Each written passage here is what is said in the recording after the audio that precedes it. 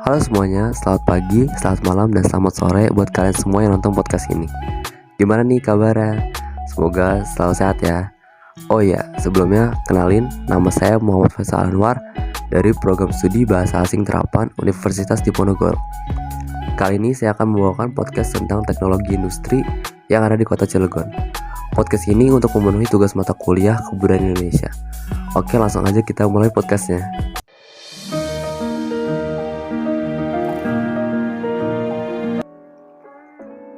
Kota Cilegon merupakan sebuah kota di Provinsi Banten, Indonesia. Cilegon berada di ujung barat Laut Pulau Jawa, di tepi Selat Sunda. Kota Cilegon dikenal sebagai kota industri. Sebutan lain bagi kota Cilegon adalah kota baja, mengingat kota ini merupakan penghasil baja terbesar di Asia Tenggara. Sekitar 6 juta ton baja dihasilkan tiap tahunnya di kawasan industri Krakatau Steel Cilegon. Di kota Cilegon, terdapat berbagai macam objek vital negara, antara lain Pelabuhan Merak, Pelabuhan Cigading, Krakatau Steel, PLTU Suralaya, PLTU Krakatau Daya Listrik, Krakatau Tirta Industri Water, Jembatan Selat Sunda, dan Berikat Selat Sunda. Jenis atau kegiatan pekerjaan yang banyak digeluti oleh penduduk kota Cilegon pada tahun 2005 adalah kegiatan perdagangan, hotel, dan restoran. Merupakan sektor yang paling banyak menyerap tenaga kerja, yakni sebesar sejumlah 33.116 tenaga kerja. Selanjutnya, industri merupakan pekerjaan kedua yang banyak digeluti oleh penduduk, yakni sekitar 24,68% atau sebesar 29.755 tenaga kerja.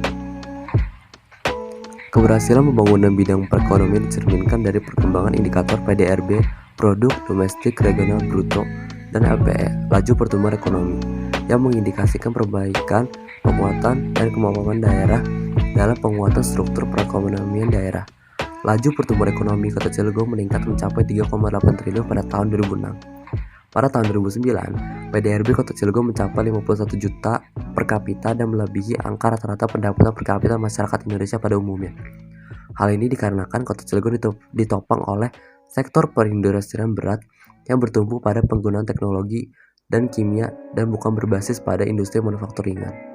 Pada akhir tahun 2020, Krakatau Steel sebagai perusahaan plat merah yang berproduksi di Cilegon, menggandeng perusahaan asal Korea Selatan, POSCO, untuk melaksanakan joint venture di kawasan industri Krakatau. Seiring dengan bertambahnya investasi asing melalui penanaman modal langsung di Cilegon, telah terjadi peningkatan perekonomian yang berarti dengan meningkatnya indikator PDRB di kota Cilegon. Bahasan kali ini kita akan membahas tentang perusahaan industri yang bernama PT Krakatau Steel. PT Krakatau Steel merupakan BUMN yang bergerak di bidang produksi baja. Perusahaan yang beroperasi di Cilegon, Banten ini mulanya dibentuk sebagai wujud pelaksanaan proyek baja Trikora yang diinisiasi oleh Presiden Soekarno pada tahun 1960 untuk memiliki pabrik baja yang mampu mendukung perkembangan industri nasional mandiri, bernilai tambah tinggi, dan berpengaruh bagi pembangunan ekonomi nasional. Ketika dibentuk pada tanggal 20 Mei 1962, perusahaan yang dulunya bernama Cilegon Steel Mill ini resmi berdiri dengan kerjasama Tejas Promex Sport dari Uni Soviet. Namun terjadinya gejolak politik dan ekonomi yang parah mengakibatkan pembangunan pabrik sempat terhenti. Barulah memasuki awal 1970-an, unit pabrik ini dilanjutkan pembangunannya dan dioperasikan secara resmi pada tanggal 31 Agustus 1970 dengan nama Krakatau Steel.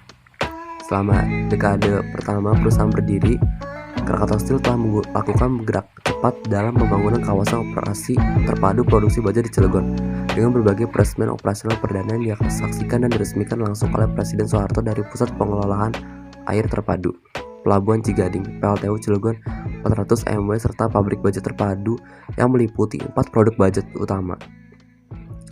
Setelah vakum selama 5 tahun, proyek basi baja Trikora dilanjutkan lewat Peraturan Pemerintah Republik Indonesia Nomor 31 Agustus 1970 dengan didirikannya PT Krakatau Steel Persero.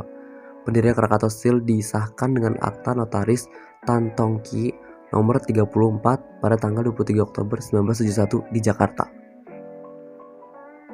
Beralih ke sejarah, pada saat era Hindia Belanda dan Jepang, jauh sebelum gagasan industri baja nasional muncul, cikal bakal pengelolaan biji besi telah lahir sejak tahun 1861. Kala itu pemerintah kolonial Hindia Belanda membangun tanur di Lampung. Pembangunan tanur di Lampung berfungsi untuk mengolah hasil tambang biji besi berbahan bakar batu bara.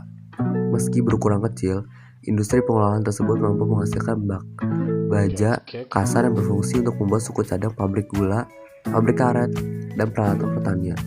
Namun, industri pengolahan biji besi tersebut terpaksa tutup lantaran pengelolaannya tidak profesional. Pada masa pendudukan Jepang, sebuah tanah pernah dibangun di Kalimantan Selatan dengan bahan bakar batu bara. Namun banyaknya gejolak perang dan revolusi fisik mengakibatkan perintisan industri baja sempat terhenti. Nah, sejak 28 Agustus 2020, Krakatau Steel resmi meluncurkan identitas baru mulai dari logo hingga nilai-nilai perusahaan. Terhitung sejak kuartal pertama 2020, Krakatau Steel kembali meraih laba setelah 8 tahun terakhir. Nilai positif ini yang menjadi cikal bakal perubahan identitas Krakatau Steel yang semula dominan warna merah menjadi warna biru, yang mengasosiasikan keberhasilan restrukturisasi dan transformasi yang telah dilakukan sejak tahun 2019, sehingga membukukan keuntungan setelah 8 tahun terakhir. Dengan semangat yang baru, Krakatau Steel akan terus berusaha dalam mendorong kemajuan para partner dengan pemanfaatan segala aset agar dapat digunakan sebagai sumber kebaikan bersama. Krakatau Steel adalah group of company yang turut mendukung pertumbuhan dan keberlangsungan industri dan infrastruktur nasional dengan menjadi perusahaan terpercaya dan kredibel. Mungkin itu aja dari saya podcast mengenai teknologi industri yang ada di kota Cilegon ini. Semoga kalian mendapat insight yang lebih banyak dari saya. Kurang lebihnya mohon maaf. Wassalamualaikum warahmatullahi wabarakatuh. Terima kasih semuanya.